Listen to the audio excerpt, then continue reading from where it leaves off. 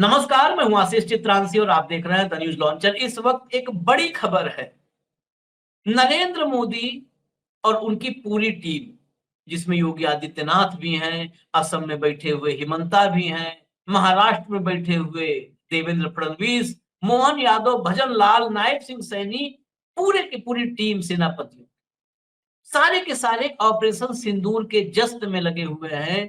सिंदूर का जश्न सेलिब्रेट कर रहे हैं। भले ही मकसद चुनावी हो, लेकिन पूरा चुनावी मौसम सिंदूरी कर रखा है। ऐसे में भारतीय जनता पार्टी के ही एक नेता का बेटा वो गंदी वाली वीडियोज बनाने में लगा था।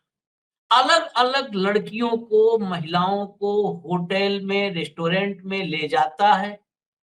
उनके साथ वो अश्लील गंदी वीडियो बनाता है, जिनको सामान्य रूप से भी पोर्न वीडियो बोलते हैं।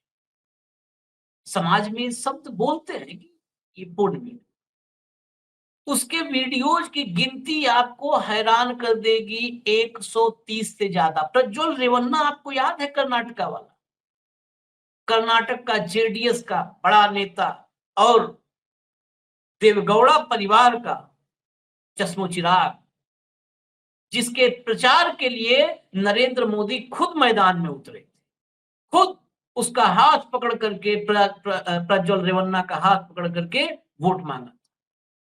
उसके भी वीडियो जो तमाम सोर्सेज बताते हैं कि उसके वीडियो जो उस समय तो काफी ज्यादा बात हुई थी, लेकिन 50 के करीब है।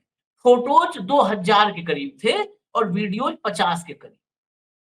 प्रज्वल रेवन्ना का रिकॉर्ड उत्तर प्रदेश में बीजेपी नेता के पुत्र ने तोड़ दिया है। 130 से ज्यादा वीडियोज बताई जा रही हैं। कुछ वीडियोज तो सोशल मीडिया में आना शुरू हो चुकी हैं। सोचिए, उत्तर प्रदेश किस चीज में लीड करना था? भारत की इकोनॉमी को लीड करे, देश में नंबर 1 स्टेट बनेगा। इससे बनेगा। लाइए भाऊ को चर्चा में ये कलंक कथा बताना बहुत जरूरी है। स्वागत है भाऊ। ये बहुत जरूरी है क्योंकि भाजपा में कितने धाकड़ मैं और अब तो भाऊ ये एक रेस चल रही है कि ज्यादा धाकड़ मैं हूं। थोड़ा मैं गिनती गिना देता हूं। बलिया में एक भाजपा का बड़ा नेता जो कोऑपरेटिव का जो है बड़ा मतलब पदाधिकारी, मुखिया था, विधानसभा का चुनाव लड़ चुका था, पप्पन सिंह, उसका वीडियो आया। वो क्या क्या हरकतें कर रहा, सार्वजनिक रूप से एक डांसर के साथ कुर्सी पर बिठा करके। वो कोई वीडियो दिखाने लायक नहीं है समाज। क्या क्या किया। उसको कहा हम भाजपा से निकाल दे रहे हैं, उसने कहा कि हम भाजपा से निकलेंगे ही नहीं, हम तो जन्मजात भाजपा ही है। उसके बाद उत्तर प्रदेश ये फिर संक्रामक रोग कोविड से तेज भाजपा में ये संक्रमण फैला है। नरेंद्र मोदी की अगुवाई में, अमित शाह के मार्गदर्शन में भारतीय जनता पार्टी कहां जा रही है? मध्य प्रदेश में वो आ गया एक धाकड़, वो एक्सप्रेसवे पर। उसके बाद एक और आया, एक और नेता है, वो भी डांसर को जो है उसके साथ गोद में क्या दिखा क्या रहा था। था। हाँ, वो ये सब तो उसको कह देंगे हम रासलीला कर रहे हैं। वो कर रहा था। फिर ये सामने आ गया। मतलब कोई दिन नागा नहीं जाता, कोई दिन खाली नहीं जाता। कर्नाटक में एक नेता, एक महिला से उसका विवाद हुआ तो उसके सामने अपने कपड़े उतार करके वो अपने वो दिखाने लगा, सब प्राइवेट पार्ट्स।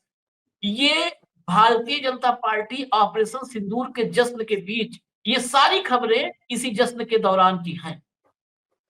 मैं आपको हेडलाइन दिखा देता हूँ खबर की, फिर भाव से रिएक्शन लेंगे। जब खबर देखिए, पहले खबर देखिए।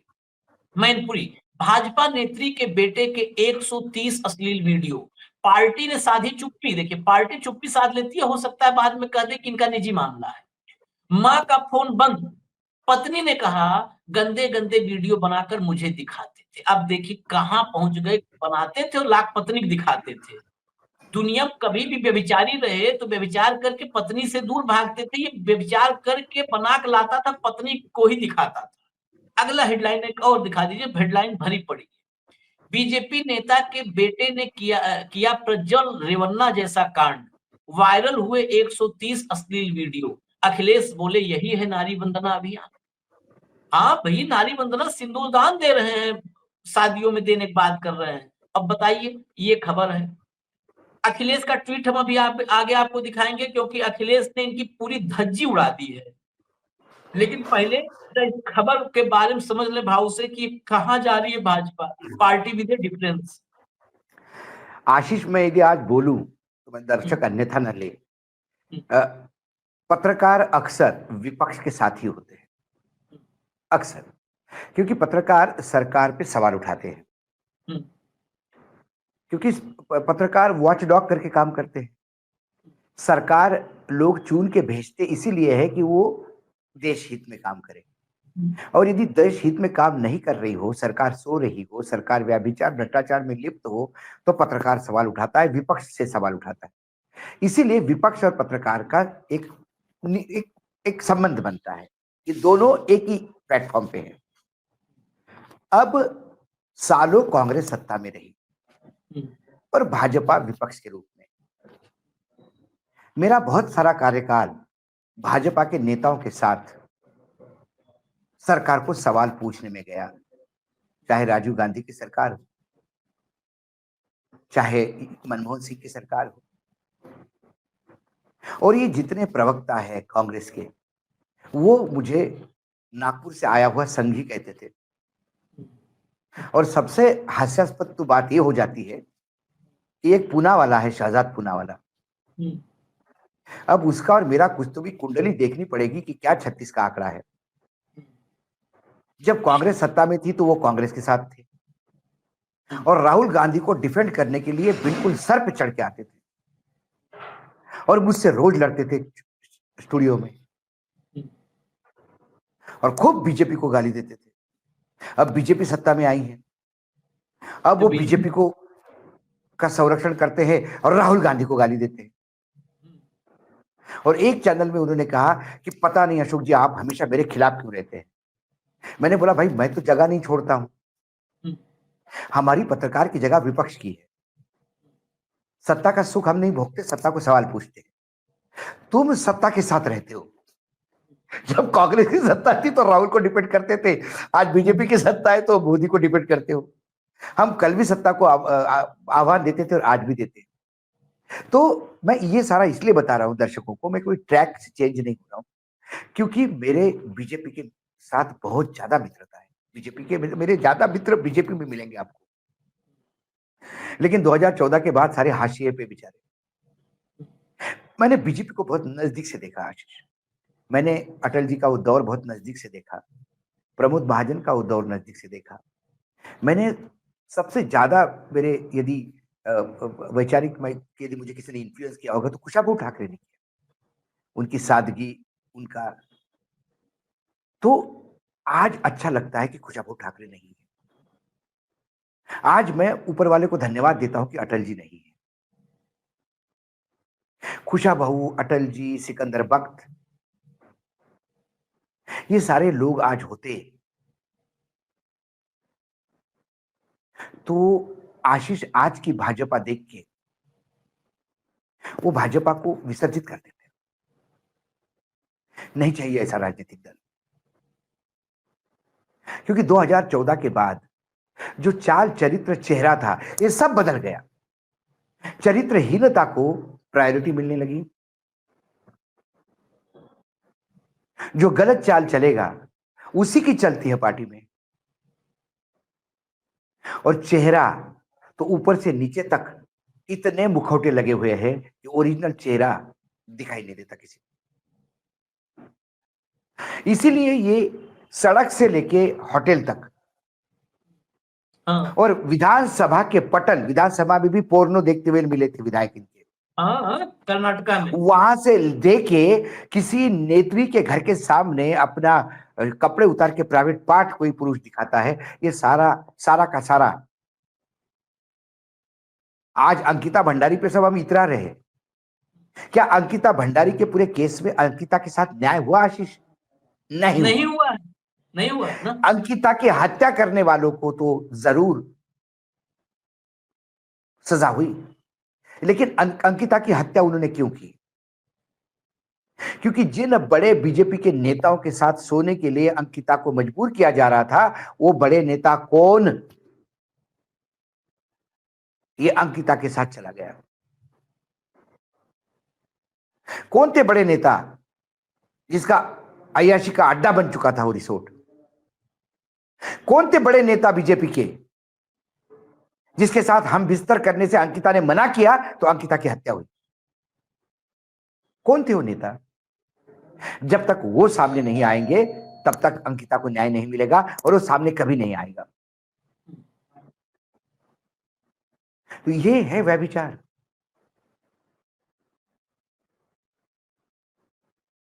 तो आज की डेट में ये जो हुआ, मैंने तो उस लड़की का, क्या है, कई ऐसे वीडियोस हैं हमारे पास, लेकिन हमने खुद, आशीष जी ने कहा कि नहीं ये दिखाएंगे नहीं, क्योंकि उस लड़की ने अपनी पीड़ा बताई, उसके पत्नी ने, उसका चेहरा समाज के सामने लाके उसको और हम लज्जित नहीं करना चाहते। उसके वीडियो में उसने कहा कि मेरी शादी होने से आज तक मुझे निरंतर पीटा गया, मेरे सास द्वारा पीटा गया, ससुर सास और पति मिलके मारते थे, ननद मुझे हाथ पैर बांधती थी, पति मुझे बार बार अपना हर वीडियो, जो वीडियो बनाता था वो पत्नी को दिखाता था, बोलता था तू मर जा, तू जल्दी मर जा, मुझे दूसरी शादी करनी है। पूरा परिवार, ये बीजेपी की पदाधिकारी है जिसका महिलाओं के बारे में ये सोच है, वो बीजेपी की एक पद पे बैठी हुई महिला है? या डबल इंजन की सरकार के मायने जो आप कहोगे वो कायदा है, कानून है? वो अपने पत्नी को कहता था तू कुछ नहीं उखाड़ पाएगी मेरा, जा अपने बाप को बुला के ला, भाई को बुला के ला। बीजेपी की सरकार, मेरी माँ कितनी बड़ी नेता है तुझे पता नहीं, और मेरी माँ के पहचान कितने बड़े बड़े नेताओं से दिल्ली तक तुझे पहचान मालूम नहीं। 133 लड़कियों का। अब क्या हुआ, ये तो फरार हो गए, ये बाद में आएंगे, फिर वो बहुत सारी, फिर वो फॉरेंसिक लैब में वीडियो जाएगी, फॉरेंसिक लैब बोलेगी हमारे पास संसाधन नहीं है इसलिए हम चेक नहीं कर पाते, फिर एसआईटी बन जाएगी, फिर एसआईटी नियुक्त होगी, फिर एसआईटी उसको क्लीन चिट देगी। लेकिन उन 133 लड़कियों की जिंदगी का सोचिए आप। वहां पे, यहाँ पे इस नेता का पुत्र था, वहां वो देवगौड़ा का नाती था, और प्रधानमंत्री जी ने, मैं आज ये शब्द यूज कर रहा हूं बहुत सोच समझ के, चुनाव के दौरान प्रधानमंत्री जी ने उनके लिए वोट ही नहीं मांगे।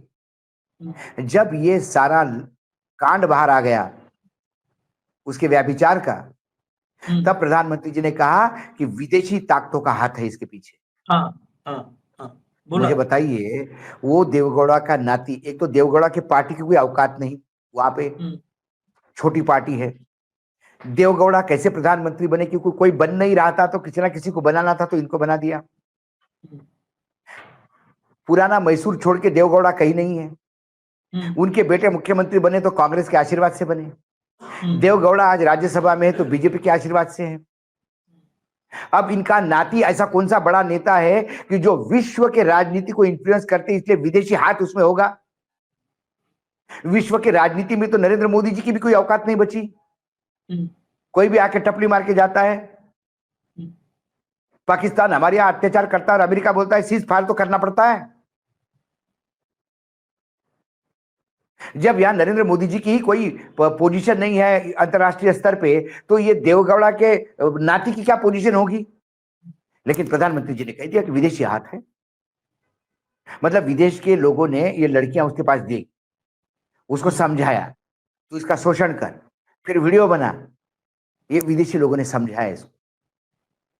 और भारत का आईबी बैठा हुआ था हाथ पे हाथ धरे, ये ऐसे आईबी को निकाल देना चाहिए, आईबी के सारे अधिकारी सस्पेंड कर देना चाहिए कि विदेशी लोग आके आपके यहाँ एक नेता को व्यभिचारी बनवाते हैं, उससे वीडियो भी बनवा लेते हैं, और फिर विदेशी एजेंसियां रिलीज करती है, और भारत की एजेंसी को कुछ पता ही नहीं। कल यदि अमित शाह जी या प्रधानमंत्री जी कहे कि ये मैनपुरी के जो हमारी नगराध्यक्ष है उनके बेटे का जो कांड है इसमें विदेशी हाथ है, तो अंधभक्त मान लेंगे। कुल मिलाकर सत्ता का नशा, और ये ऊपर से नीचे तक होता है। जब ऊपर गर्व से भरा हुआ आदमी है, ऊपर अहम से लबालब भरे हुए नेता है जो किसी को कुछ नहीं समझते, तो नीचे डाउन द लाइन चाय से केटली ज्यादा गर्म होती है। ये चाय से केटली गर्म है।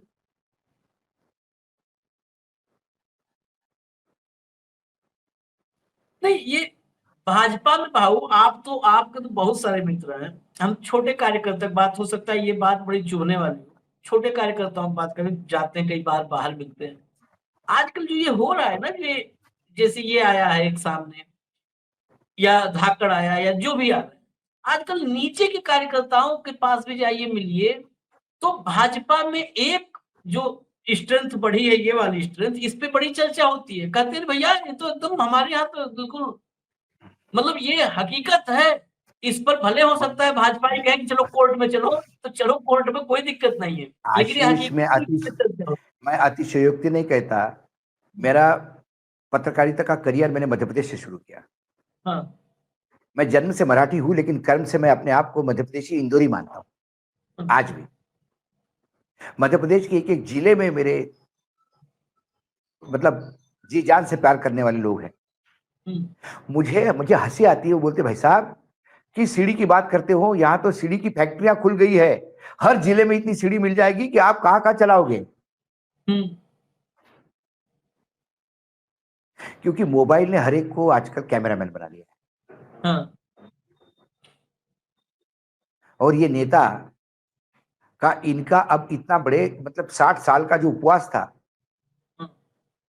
ये सब रोजा इफ्तार कर रहे रोज।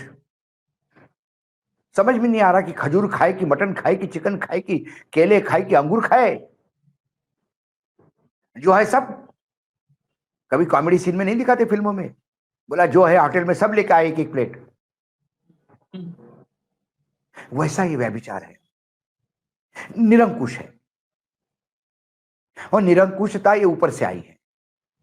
जब नरेंद्र मोदी विपक्ष को कुछ नहीं समझते, संविधान को कुछ नहीं समझते, न्यायपालिका को कुछ नहीं समझते, तो डाउन द लाइन तो फिर कोई किसी को समझता ही नहीं। हाँ, सबसे बड़ी बात है कि ये बच जाते हैं ना।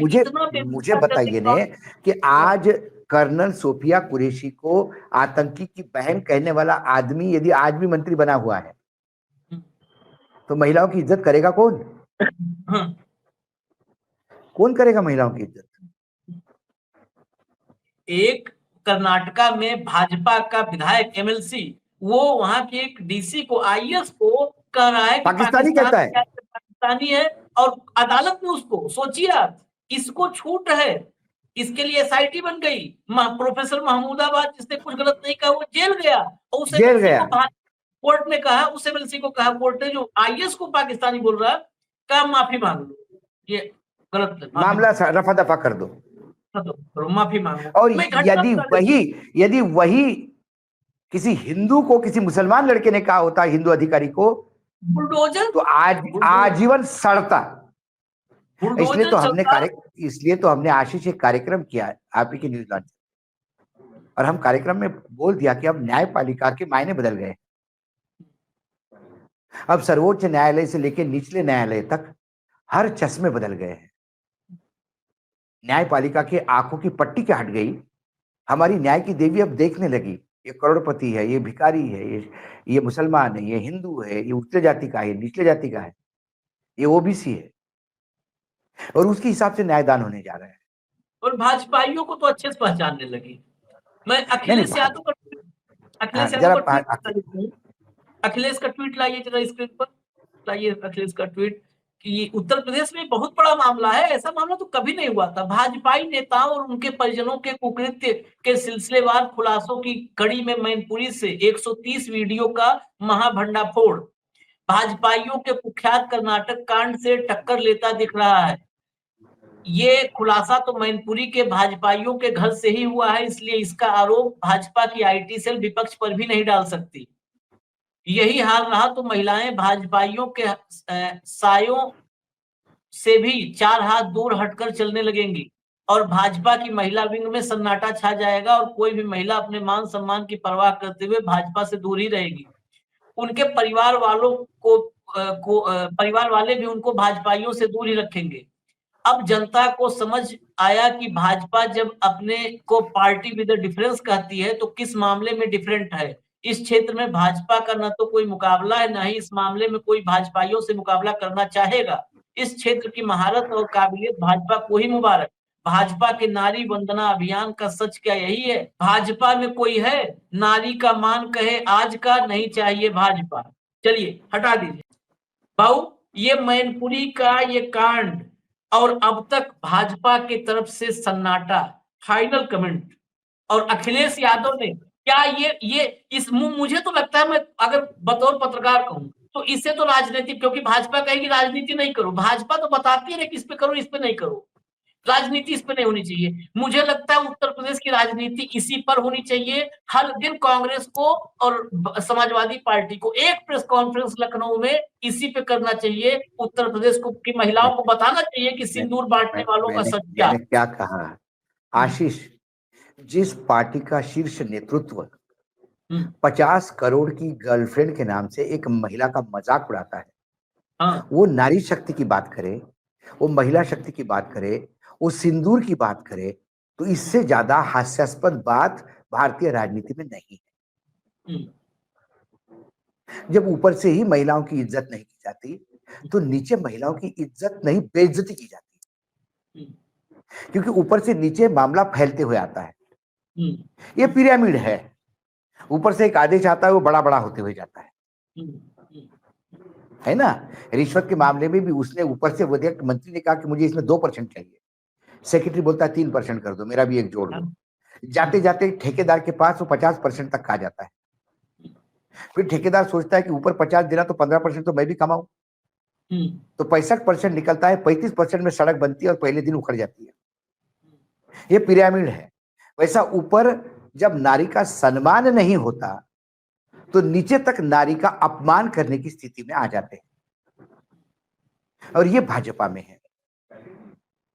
आज योगी आदित्यनाथ चुप होंगे, आज रामलला अयोध्या में क्या कह रहे होंगे, आज विश्वनाथ का तांडव करेंगे क्या काशी में, ये सवाल है। इस सवाल के जवाब भाजपा ही देने पड़ेंगे, क्योंकि यदि विपक्ष के कोई नेता कोई ऐसा करता तो फिर राम भी कोसता और फिर शिव जी भी तांडव करता।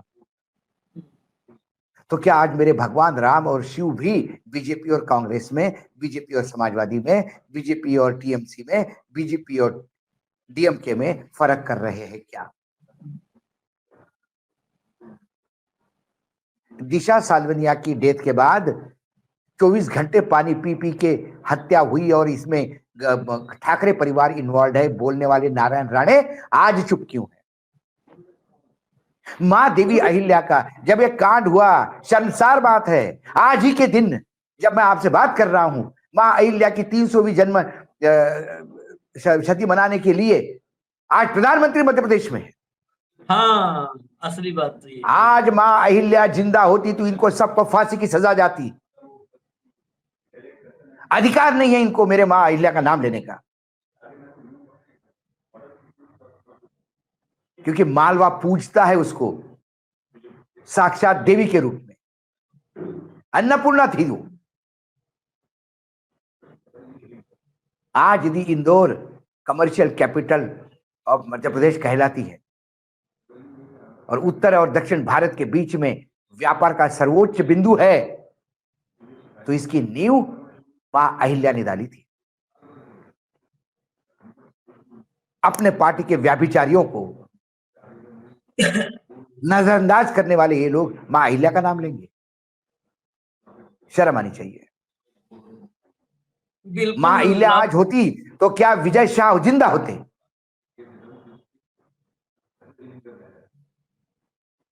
एक बात माँ तो अहिल्या के आखिर में मायने समझने चाहिए आशीष। राम की मूर्ति स्थापित करने से राम भक्त नहीं होगा, राम के चरित्र से कुछ अंश अपने जीवन में उतारने होंगे। नहीं, आखिर में शिवलिंग की पूजा करके शिव भक्त नहीं होता, गुफा में बैठ के फोटो खिंचवाने से शिव भक्त नहीं होता, अमरनाथ जाके शिव भक्त नहीं होता। शिव की त्याग की भावना अपने जीवन में उतारो, शिव हो जाओगे। छत्रपति शिवाजी महाराज, महाराणा प्रताप से लेकर शहीद भगत सिंह तक मत फोटो पे हाथ चढ़ाइए, उनके जीवन का एक अंश अपने जीवन में उतारिए, धन्य हो जाएंगे वो लोग। कुछ नहीं उतार सकते। मैं आखिर में आज जब आपने अहिल्या माता का जिक्र किया और आज नरेंद्र मोदी उसी जो है उत्सव में उसको चुनावी उत्सव बना करके जा रहे हैं, क्योंकि वहां पर 1000 कर्नल सोफिया कुरैशी और विंग कमांडर व्योमिका सिंह की 1000 कटआउट्स लगाए गए हैं और 15,000 महिलाओं को महेश्वरी सिंदूरी साड़ी में वहां बुलाया जा रहा है, महेश्वरी सिंदूरी साड़ी में। लेकिन जब आज ये 123 वीडियो आए हैं, 130 वीडियो से ज्यादा, जब धाकड़ घूम रहा है, जमानत लेकर के धाकड़ घूम रहा है, तुरंत जमानत हुई है। जब विजय शाह कुर्सी एंजॉय कर रहा है, जब जांगड़ा महिलाओं के जोश को बता रहा है, महिलाओं में जोश नहीं था इसलिए पति उनके मारे गए, जब राज्यसभा सांसद और किसी को कोई सजा नहीं हुई है, तो एक बात बहुत साफ कह दे, इसमें सवाल नहीं कर रहे, इसमें हम साफ साफ जवाब दे रहे हैं कि नरेंद्र मोदी को अहिल्या माता की जयंती पर अपने दोनों पांवों पर खड़े होने का कोई हक नहीं है। अहिल्या माता की एक 30 सेकंड के खाली एक प्रसंग बता दूं, अपने बेटे को मृत्यु दंड देने वाली अहिल्या माता थी, अपने बेटे को मृत्यु दंड। कल्पना करिए, जो इन व्यभिचारियों को, इन नराधमों को, इन मतलब इनको क्या कहा जाए, कोई भी शब्द कम पड़ जाता है, जो व्यक्ति इनको सजा नहीं दे पा रहा है चुनावी लाभ और सियासी लाभ के लिए, वो अहिल्या माता की जयंती पे खड़ा होगा, तो अहिल्या माता के लिए ये अपमानजनक है, उनका अपमान होगा। मृत्यु दंड क्यों दिया था मैं बता देता हूं, सिर्फ इतने पे रथ निकला, बेटा रथ पर जा रहा था, रथ निकला और रथ के सामने एक बछड़ा, गाय का बछड़ा था, वो आ गया उछल के और टक्कर लगा, वो बछड़ा मर गया। जिस गाय का बछड़ा था, वो गाय वहां पर बैठ गई, गाय का तो प्रवृत्ति गाय की होती, बहुत संवेदनाएं होती, उस पर बैठ गई अपने उस बछड़े के पास। कुछ वक्त बाद वहां से अहिल्या माता का रथ गुजरा, उन्होंने रोका, गाय को बैठे, गाय के आंसू भी आते हैं तो बैठ रोक लिया उन्होंने, लोगों से पूछा, लोग डर के मारे कि अहिल्या माता के बेटे से हुआ है, कोई बताया नहीं कि कैसे। एक व्यक्ति ने बता दिया कि माता वो राजकुमार गए आगे निकले थे उनके रस। अहिल्या माता ने कुछ नहीं, वापस गई और अपने पुत्र वधू को यानी अपनी बहू को बुलाया और कोई घटना नहीं बताया। कहा अगर एक माँ के सामने एक पुत्र को कोई मार दे उसे क्या सजा मिलनी चाहिए। अहिल्या माता की बहू ने कहा मृत्यु दंड, और अहिल्या माता ने फिर अपने पुत्र वधू के पति यानी अपने पुत्र को मृत्यु दंड सुनाया, तब घटना बताई और कहा फिर मृत्यु दंड। उसके आगे का एक हिस्सा है छोटा, वो भी मैं बता दूं क्योंकि इंदौर से आया हूं। उसके बाद जब मृत्यु दंड के लिए उनके बेटे को लेके जाया जा रहा था, तो वही गाय उस रथ के सामने आके खड़ी हो गई और वो रथ को जाने नहीं दिया गया। फिर लोगों ने कहा कि माता, गो माता ने उसको माफ कर दिया है, अब आप माफ कर दीजिएगा। तो जहां गाय ने रास्ता रोका आड़ा होके, वो आज वो क्षेत्र इंदौर में आड़ा बाजार के नाम से जाना जाता है। आड़ा।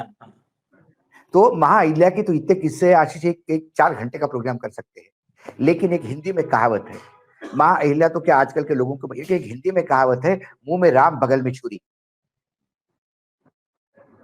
वही आज भोपाल में है, रास्ते पे कर्नल सोफिया की कटआउट है और दिल में विजय शाह है।